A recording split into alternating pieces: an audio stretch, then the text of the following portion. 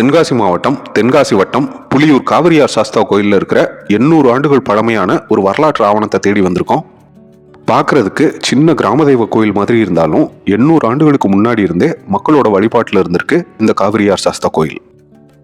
அந்த காலகட்டத்தில் இங்க இருந்த கோயிலோட பேர் என்ன, இந்த பகுதியை ஆட்சி செஞ்ச மன்னர் யாரு, எல்லா தகவலையும் ஒவ்வொன்றா தெரிஞ்சுக்கலாம். கூடவே வாங்க. நான் இந்த இடத்துக்கு போன அன்னைக்கு வெயிலும் மழையும் தொடர்ந்து மாறி மாறி அடிச்சிட்டு இருந்துச்சு. பயணத்துக்கு ஏற்ற வானிலை தான், இருந்தாலும் சில இடையூறுகளும் வந்துச்சு. அது என்னன்னு வீடியோ கடைசியில் நீங்களே புரிஞ்சுப்பீங்க.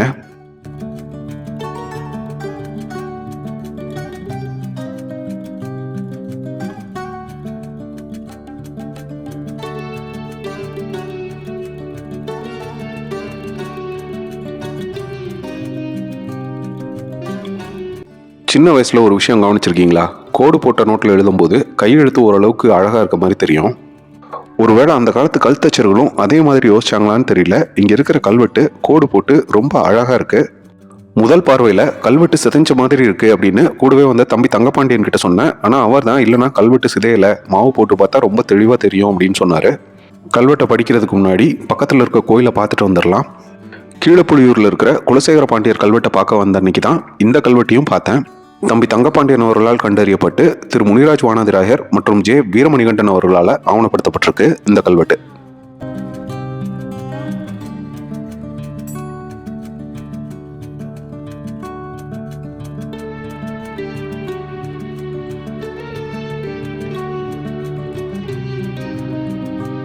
முன்னாடி இங்க ஒரு பிரம்மாண்டமான கோயில் இருந்திருக்கலாம்னு நினைக்கிறேன். ஆனா இப்ப இருக்கிறது ரொம்பவே சின்ன கோயில் தான்.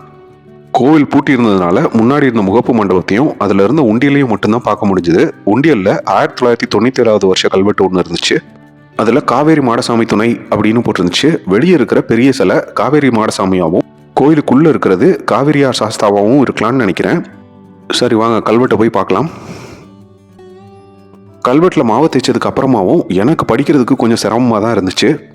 கூடவே சாரல் மழையும் பெய்ய ஆரம்பிச்சிருச்சு. இருந்தாலும் உங்களுக்கு மன்னரோட பேரு, ஆட்சி ஆண்டு, இதுல குறிப்பிடப்பட்டிருக்க செய்தியோட சாராம்சத்தையாவது காட்டிடணும் அப்படின்னு நினைச்சு கொஞ்சம் கொஞ்சமா மாவை தேய்ச்சிட்டு இருக்கேன்.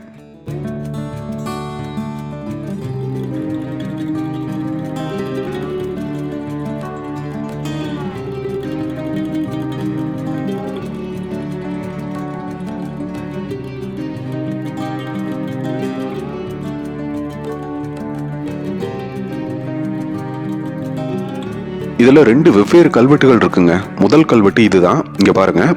ஸ்ரீ கோமார பன்மரான திரிபுவன சக்கரவர்த்திகள் அப்படின்னு தெரியும்.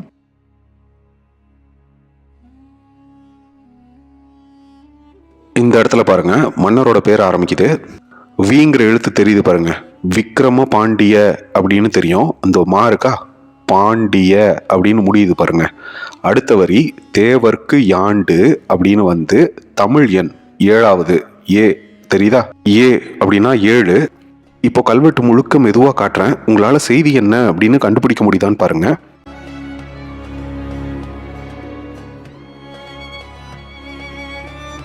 இப்போ கோடு போட்டு காட்டுறேன் பாருங்க. இதோ இந்த இடத்துல தேவதானம் அப்படின்னு தெரியுதா. அடுத்த வரியில பாருங்க 2 மாவும் அப்படின்னு வரும். மா அப்படிங்கிற இந்த அளவு குறியீட்டை பத்தி நம்ம ஏற்கனவே கோல்வார்பட்டி மடைத்தூண் கல்வெட்டுல பார்த்திருக்கோம். 2 மா அப்படின்னா 2 மா அளவுள்ள நிலம் அப்படின்னு அர்த்தம். சில நண்பர்கள் அன்பாவும் சில நண்பர்கள் கோவமாவும் கமெண்ட்ல வந்து முழு கல்வெட்டு வாசகத்தையும் கேட்குறீங்க. அந்த அன்பான மற்றும் கோவக்கார நண்பர்களுக்காக பதிவு செய்யப்பட்ட முழு கல்வெட்டு வாசகத்தையும் வாசிச்சு காமிக்கிறேன், கேளுங்க.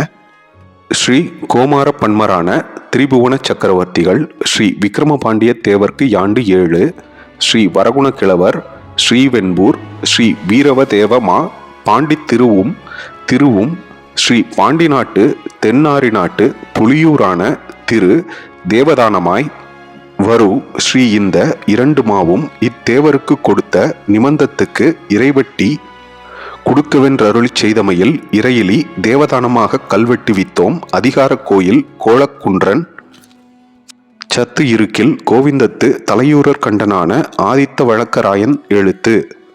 இவ்வளவுதாங்க முழு கல்வெட்டு. இதோட அர்த்தம், பாண்டி நாட்டில் இருந்த தென்னாரி நாட்டை சேர்ந்த புலியூர் கிராமத்தில் இருந்த கோயிலுக்கு நிமந்தத்துக்காக இறையிலி தேவதானமா 2 மா அளவுள்ள நிலம் கொடுக்கப்பட்டிருக்கு. கல்வெட்டுக்கு கீழே ஆதித்த வழக்கராயன் அப்படிங்கிறவர் கையெழுத்து போட்டிருக்காரு. கல்வெட்டோட காலம் 13ஆம் நூற்றாண்டு, அதாவது மன்னர் விக்ரம பாண்டியனோட 7வது ஆட்சி ஆண்டு. இங்கே இன்னொரு கல்வெட்டும் இருக்கு. அதுல தான் நம்ம தேடி வந்த முக்கியமான செய்தி இருக்கு. இந்த கல்வெட்டும் 13ஆம் நூற்றாண்டை சேர்ந்தது தான். ஆனால் இந்த கல்வெட்டில் அந்த காலத்தில் இந்த கோயிலோட பேர் என்னவா இருந்துச்சு அப்படிங்கிறதுக்கான குறிப்பு இருக்கு. இதோ இந்த இடத்துல பாருங்க. முதல் வரியிலேயே இக்காவிரி காடுடையார் கோவிலில் அப்படின்னு இருக்கு. அப்போ இந்த கோயிலோட பேரு காவிரி காடுடையார் கோயில். இன்னைக்கும் இந்த கோயிலோட பேரு காவிரியார் சாஸ்தா கோயில். ரெண்டுத்துக்கும் கிட்டத்தட்ட ஒரே அர்த்தம் தான். அடுத்து இந்த இடத்துல பாருங்க, சந்தியா தீபத்துக்கு கொண்ட பசு அப்படின்னு தெரியும். இந்த கல்வெட்டில் காவிரி காடுடையார் கோயிலில் சந்தியா தீபத்துக்கு கங்காதிரன் தேவனான 300 பட்டன் 2 பசுக்களை தானமாக கொடுத்த செய்தி பதிவாயிருக்கு.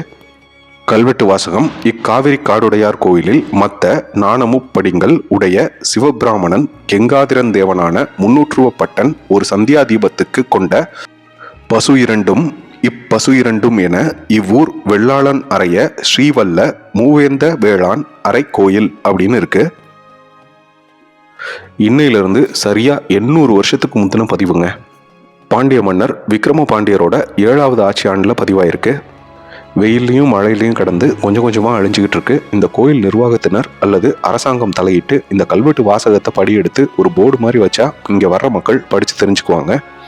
இந்த வீடியோ உங்கள் கண்ணில் பட்டு நீங்கள் பார்த்துட்டு இருந்தீங்க அப்படின்னா நிறைய பேருக்கு ஷேர் பண்ணுங்கள். இது மாதிரி நிறைய வரலாற்று செய்திகளுக்கு நம்மளோட சேனலை சப்ஸ்கிரைப் பண்ணிக்கோங்க. கூடவே இருந்து பதிவு செய்ய ரொம்ப உதவி பண்ண தம்பிகள் தங்கபாண்டியன், ராஜேஷ் மற்றும் பார்த்திபனுக்கு என்னோட அன்பான நன்றிகள். மீண்டும் ஒரு பயணத்தில் சந்திக்கலாம். நன்றி.